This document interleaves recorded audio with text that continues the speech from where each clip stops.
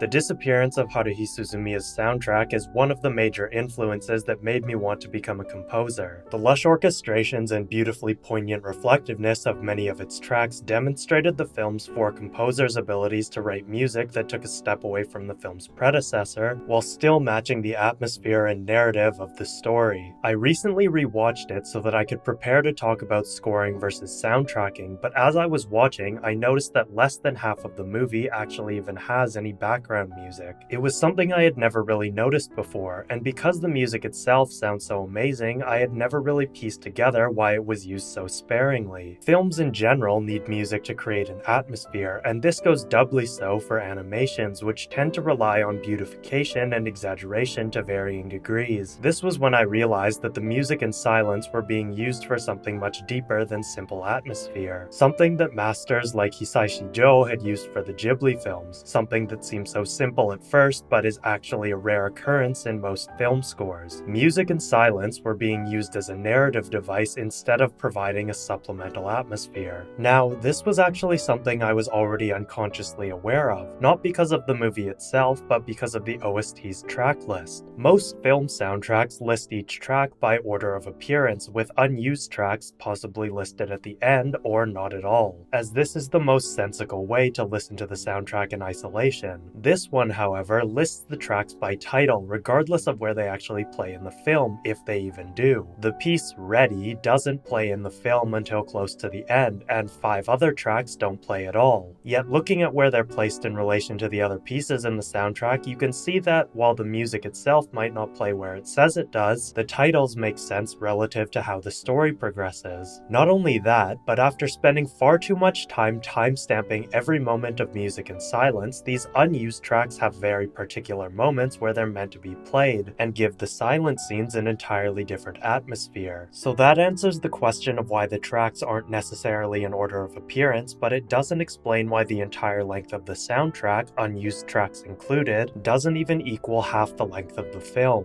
The reason for this is easy enough to explain, but showing how it works in practice is a bit of a doozy. Instead of trying to match the atmosphere of the images on screen and what's happening at all times, the music is tied much more to Kyon's psyche. This seems straightforward enough, and you would think that it couldn't possibly be an uncommon way to score film music, but in fact this is rarely ever the case. The movie begins in a fairly standard Haruhi-ish way, with some pleasant music as Kyon spends his days at school with the SOS Brigade. This introductory act lasts about 18 minutes, setting up the atmosphere so that it can be effectively subverted and destroyed in the second act. Of these 18 minutes, only a little over 5 are actually silent, with 4 different tracks and the opening playing. This is all standard fare as far as films of any sort are concerned, highlighting the comfortable atmosphere that Kyon finds himself in. The first track gradually introduces us to his everyday lifestyle as he monologues about how suddenly winter seems to have arrived. The next 2 are fun, upbeat party tracks for Haruhi to blather on about Christmas, and the final one is a simple reflective track, calmly baiting the audience to believe that Kyon's life, while made hectic by the SOS Brigade, is something he's grown used to.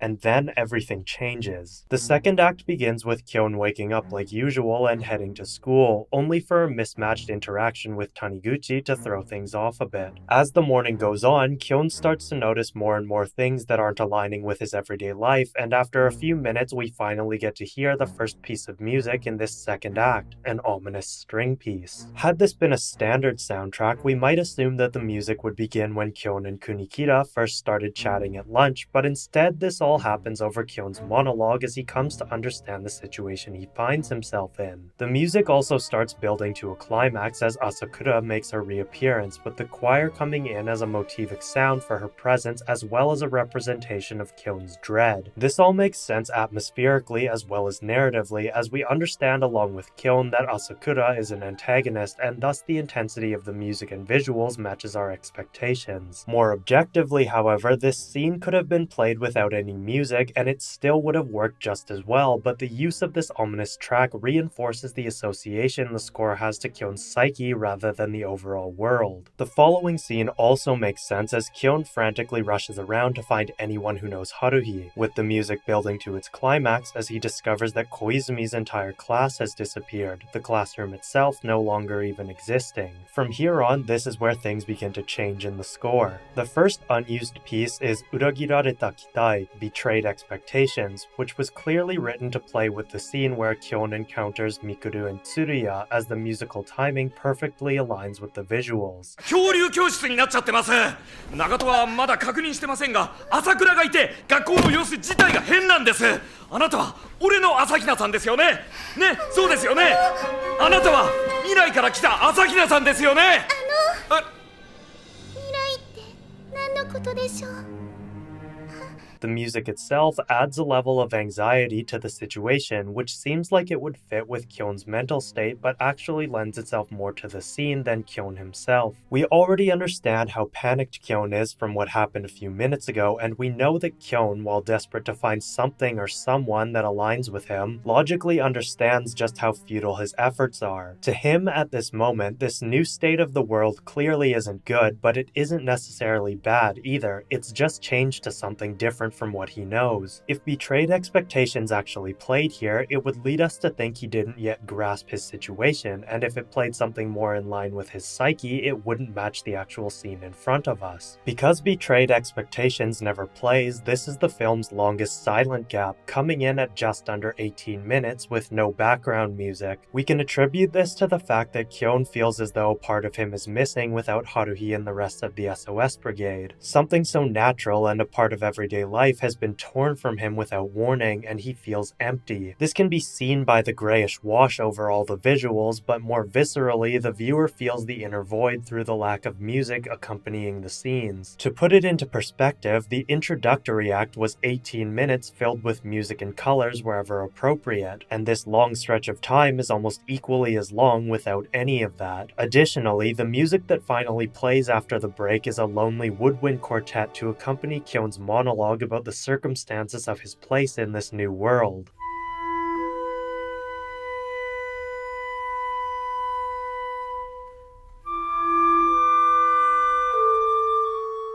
The melody is scarce and moves slowly, lacking a lower harmony we can firmly stand on to feel like we have a stable footing. The tranquil sound of the flute and clarinet at the forefront is calming in every aspect, yet it also feels unresolved, much like how Kyon feels unsettled by just how uncomfortably normal this world without Haruhi and the SOS Brigade is. The piece has no anchor and languidly floats by as Kyon drags himself to the literary club room. The next unused piece is Kankyo Henka no Zehi, Certainty of Environmental Changes.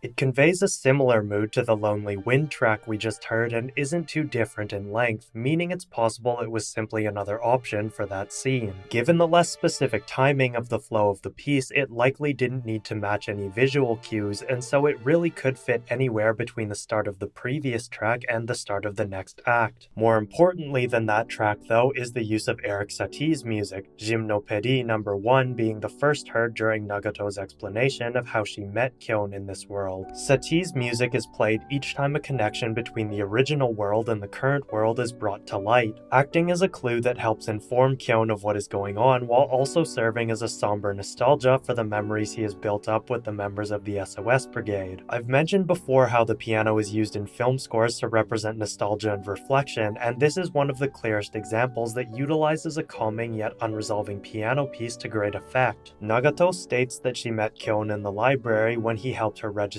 for a library card, connecting the actual event from the beginning of the series while changing enough details to fit into the new world's history, effectively severing Kyon's actual connection to this one. Satie's Gunosien No. 2 is heard briefly while Kyon, Nagato, and Asakura are eating dinner together. Gunosien No. 2 has a darker sound, representing Kyon's wariness of Asakura despite this new version of her having no relation to her previous self. Again, this is related to Kyon's psyche rather than than anything happening on screen, as this ties into how Kyon cannot help but see Asakura as a malfunctioning assassin regardless of the fact that he or she is simply a normal girl and friend of Nagato's. The next time we hear music is near the beginning of the third act and is one of my favorite tracks in the whole score, Suzumiya Haruhi no Tegakari, the clue of Haruhi Suzumiya. Here, Taniguchi has just revealed that he knows Haruhi, providing Kyon with the first real hint at returning to his world and the revelation that Haruhi does still exist. Flighty strings and woodwinds stab in over a rapid staccato pulse, layering on top of one another as Kyon's emotions explode in the form of anger born of impatience and anxiousness. The scene itself seems like a brawl is about to break out, but the music continues to follow Kyon's psyche, his excitement at finding a lead, a legato musical swell as he thanks Taniguchi before running off, and an ever-constant quick ostinato to represent his race against time.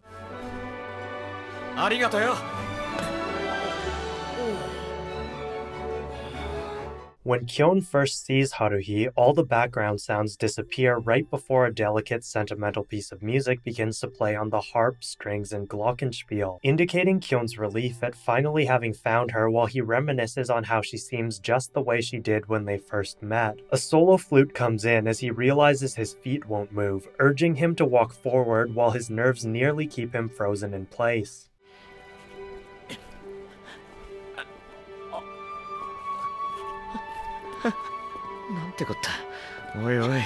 The next unused piece, Tsunagatta Kyoku, Memories Tied Together, would have come in nearly right after, aligning with the start of Kyon, Haruhi, and Koizumi's dialogue. Leaving it out from the scene allows for some breathing room between the scenes with music, but more importantly, it reflects more of what the silence established earlier in the film, that Kyon's sense of hopelessness is tied to an empty feeling that we associate with a lack of background music. Playing the scene with the music feels more cinematic, but it also feels darker and a bit less real, as if what we're seeing is a dramatization of Kyon's desperate plea to Haruhi instead of how the scene should play out.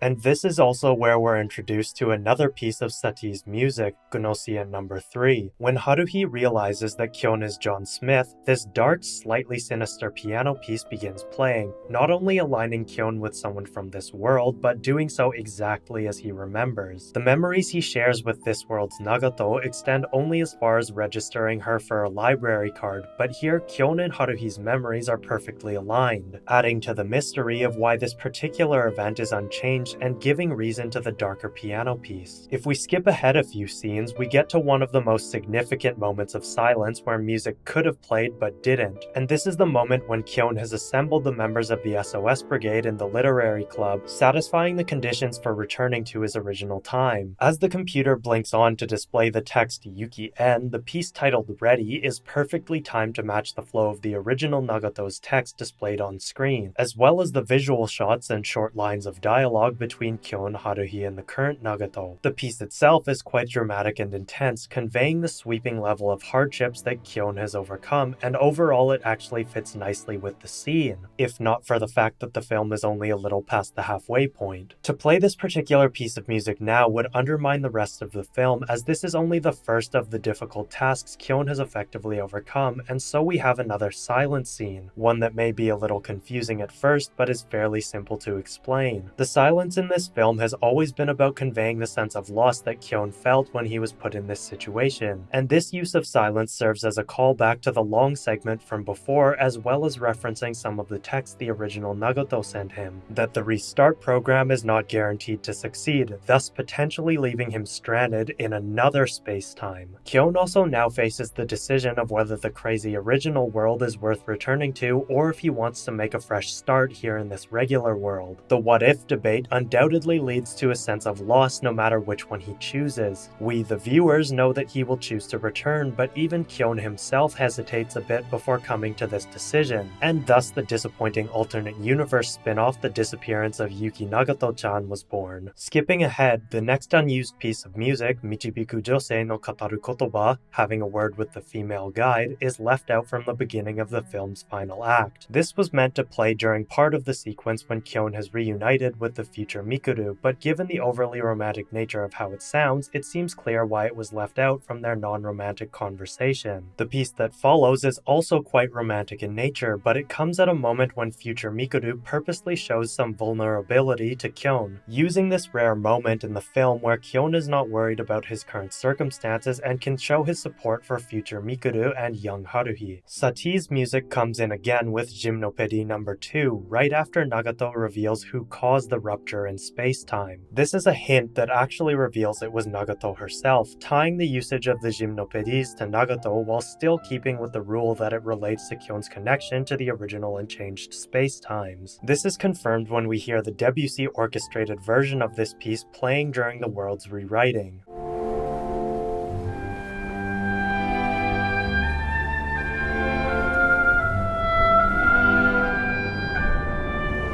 Using the orchestral version illustrates the spectacle Kyon witnesses before his eyes as Nagato rewrites not just the world, but her own self, and takes away the nostalgic sounds of the piano as the change is no longer tied to his memories but to the events happening in front of him. I mentioned that the piece entitled Ready was moved from its original placement at the end of the third act to near the end, and this is during the second half of Kyon's monologue as he is forced to come to terms with his own feelings on the life he was living. His mental self throws a series of difficult questions for him to face, landing him back at the moment where he chose to answer the question ready by hitting the enter key, effectively cueing the titular track to begin as he asks the question to himself. Originally, this was meant for the piece Jiko Ishiki no Kakunin, verifying self-consciousness, as it times perfectly with the visuals.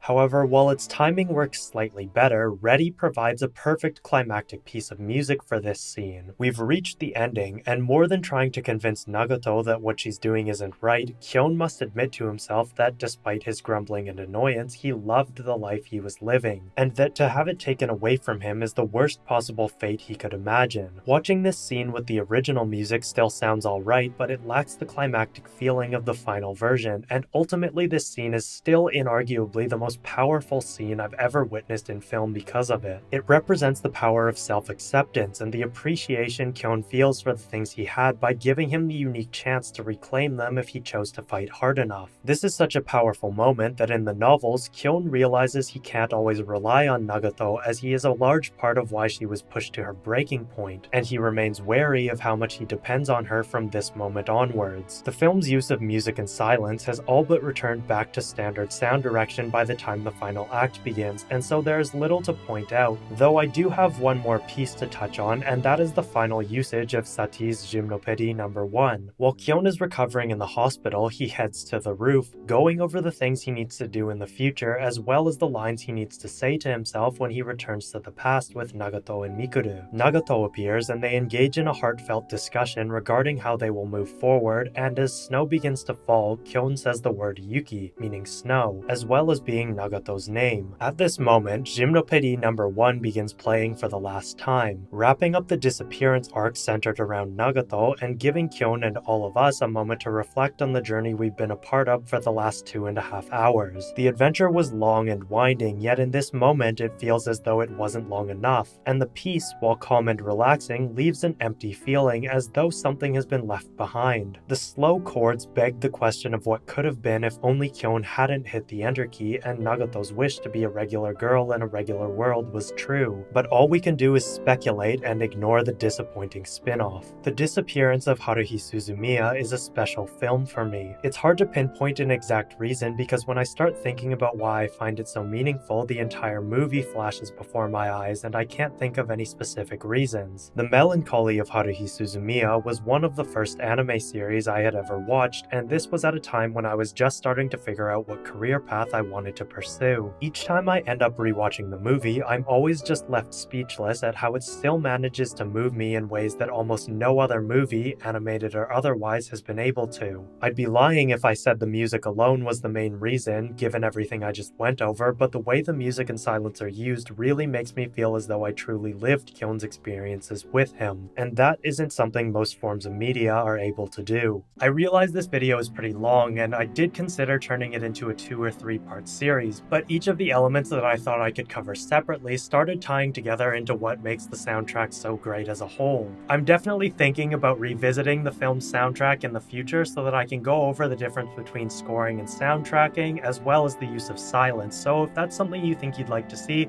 make sure to let me know down in the comments below. And as always, don't forget to like the video and subscribe to my channel. I'm also going to be posting all of the clips of scenes with music versus without music over on my Patreon, so if you want to see how those scenes play out, make sure to support me over there. And that's all from me today. Thanks as always for watching, and I will see you in the next one.